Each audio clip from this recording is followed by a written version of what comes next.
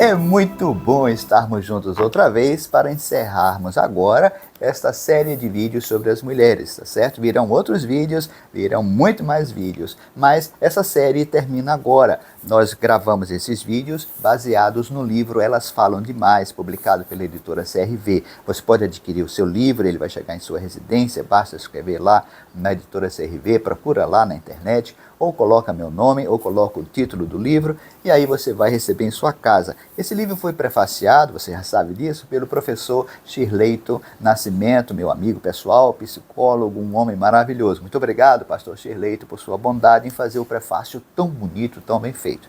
Chegamos então a uma série de detalhes que eu quero revelar para você sobre as 181 mulheres da Bíblia. Aí nessa tabela que você tem diante de você, você tem as 7 mulheres que mais falaram no Antigo Testamento. Nós estamos tomando por base 4.208 palavras registradas na Bíblia sobre essas mulheres. E você tem mulher, a porcentagem e a quem essa mulher falou. Na ponta, liderando, está a Sulamita. Sulamita, com 26%, falou para o homem amado. Depois, Débora, 14%, falou para diversas pessoas. Esther, com 10%, falou para Assuero e para outras pessoas. Ana, a mãe de Samuel, com 9%, falou para Eli, Eucana e para Deus em orações. Noemi falou para Ruth e outras pessoas, 8%. Abigail, 6%, e Raabe, 6%. Abigail falando para Davi e Raabe falando para os espias e outras pessoas. Interessante, não é? E aqui está o registro, então, no Novo Testamento. As 7 mulheres que mais falaram em um Novo Testamento, à base de 451 palavras. Maria, mãe de Jesus, está na ponta, com 35%, todas elas falando para Jesus. A samaritana, 27%, Marta, 18%, a mulher grega, 7%, Maria, mãe de Tiago, 5%, a adivinhadora, 3% e uma anônima, 3%. Observe que no Novo Testamento está registrado Maria, a mãe de Jesus, como a mulher que mais falou. Que interessante, não é? E todas essas mulheres falaram a Jesus. Vamos prosseguir então? Se unirmos o Antigo Testamento e o Novo Testamento, qual será esses percentuais? Nós temos aqui então uma base de 4.659 palavras. E a mulher que mais falou na Bíblia, em primeiro lugar, é a Sulamita. A Sulamita com 24%. Falou para o homem amado, se lembra, não é? Débora, 13%, Esther, 9%, Ana, mãe de Samuel, 8%, assim como Noemi também, 8%. Abigail, 6%, Raabe, 5%, Ruth, 4%. Maria, mãe de Jesus, 3%, assim como Dalila e a samaritana. E Sara, Jezabel e Marta, 2%, e a princesa Tamar, 1%. Interessante, não é? Esses números e essas porcentagens. Aí você vai perguntar assim, mas Moisés, e como é que a gente pode construir esse perfil psicossocial dessas mulheres? Foi o que elas pensaram? Como foi a vida delas? Será que a gente consegue construir? Bom, eu me dei esse desafio e fiz questionários e como que entrevistei todas essas mulheres procurando definir alguns detalhes da vida delas para entendê-las e para entender a situação lá naquela época e hoje, o reflexo hoje. O perfil psicossocial das mulheres cujos nomes estão no Antigo e no Novo Testamento nos traz os seguintes resultados. Sabemos quem foram seus pais? 79% não. Ela sofreu violência sexual? 99% não. Ela foi casada? 50% não. O marido a fez sofrer? 99% não.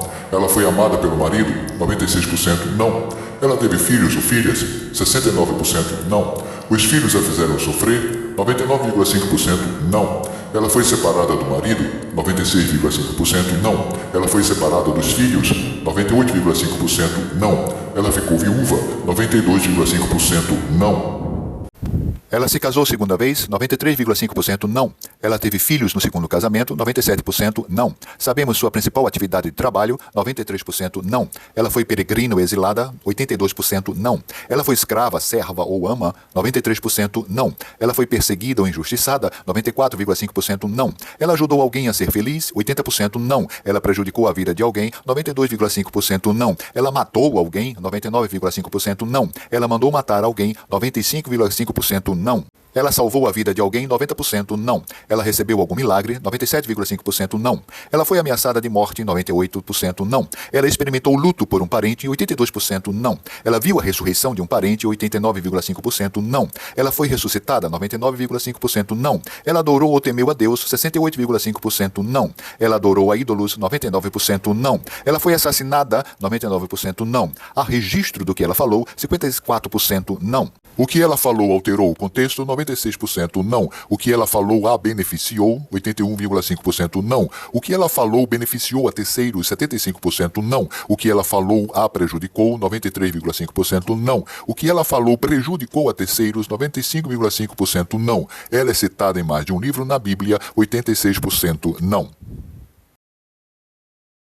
Será que poderemos construir uma visão mais abrangente sobre o que aconteceu com essas mulheres? Acredito que sim. Nós temos uma lista de perguntas que foram feitas para essas mulheres, que você vê no seu livro, e você vai chegar a essa conclusão.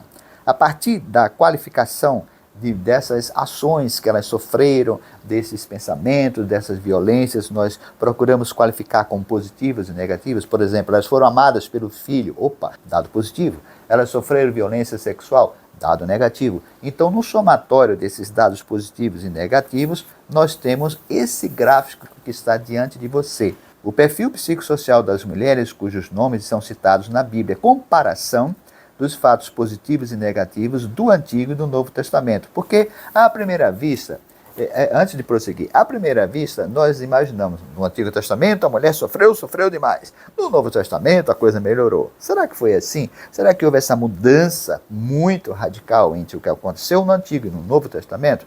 Esse gráfico nos demonstra o seguinte: 77% dos atos e das circunstâncias foram positivas para as mulheres no Antigo Testamento, enquanto que 23% foram negativas.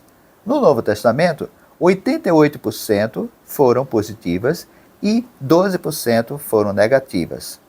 À primeira vista, esses dados, essa imagem, pode nos levar a concluir que houve uma melhora na qualidade de vida das mulheres que viveram na época do Novo Testamento em relação ao Antigo, inclusive com a diminuição de aspectos negativos. Porém, não devemos esquecer que o Antigo Testamento descreve com muito mais detalhes o que aconteceu na vida das mulheres, o que não ocorre no Novo Testamento.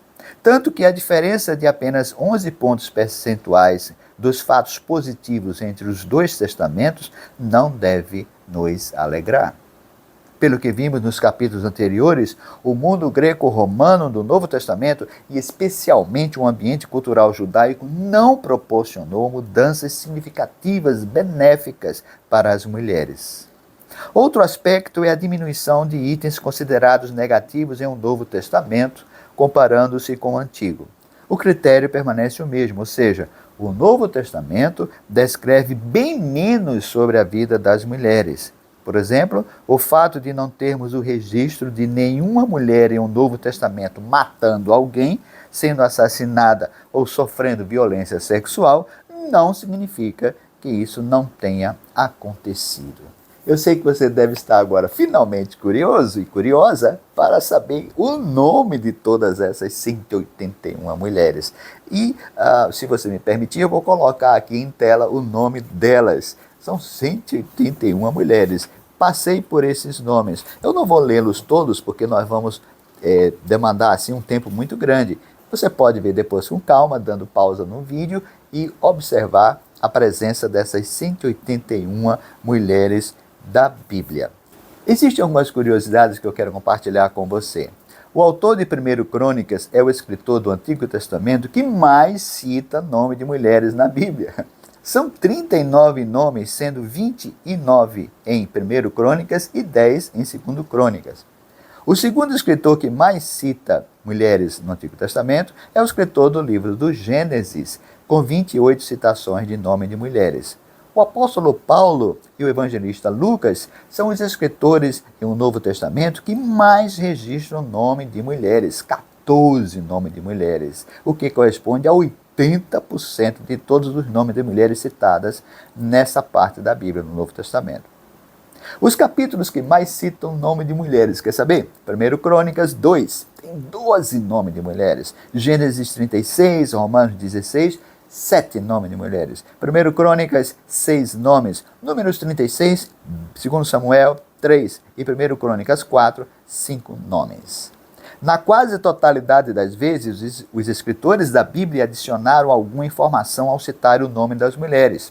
Vimos que elas estavam nas histórias geralmente em função de um homem, fosse o pai, o marido, o filho, lembra-se disso? Assim, dessas mulheres temos que cerca de 40% delas são identificadas como mulheres esposas de algum homem. Quase 25% delas são identificadas como filhas de um personagem do enredo narrado.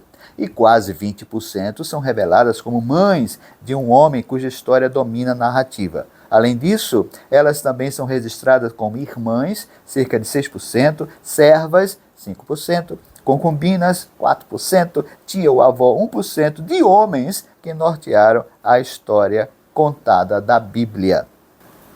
O fato, meu querido e minha querida, o fato inegável é que as mulheres falaram demais, falaram positivamente, não na quantidade de palavras, nós não podemos dizer isso, a quantidade de palavras, mas sim na qualidade positiva e coerente na construção do bem-estar de todos, do bem-estar delas, do bem-estar da família delas, da sociedade delas. Nós vimos aqui mulheres que terminaram guerra, nós vimos aqui mulheres que responderam de forma impressionante, alteraram o destino, a história em diversas circunstâncias.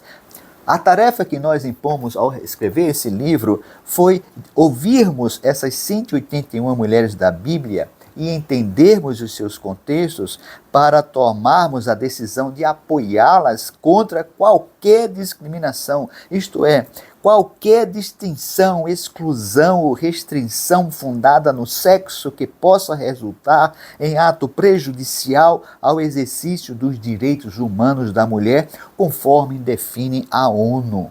Eu espero sinceramente, e assim eu concluo o livro, eu espero que essas linhas tenham sido úteis às pessoas que desejam e lutam por um mundo melhor, onde se possa amar respeitosamente ao Criador, a si mesmo e ao próximo, seja o próximo ele ou ela.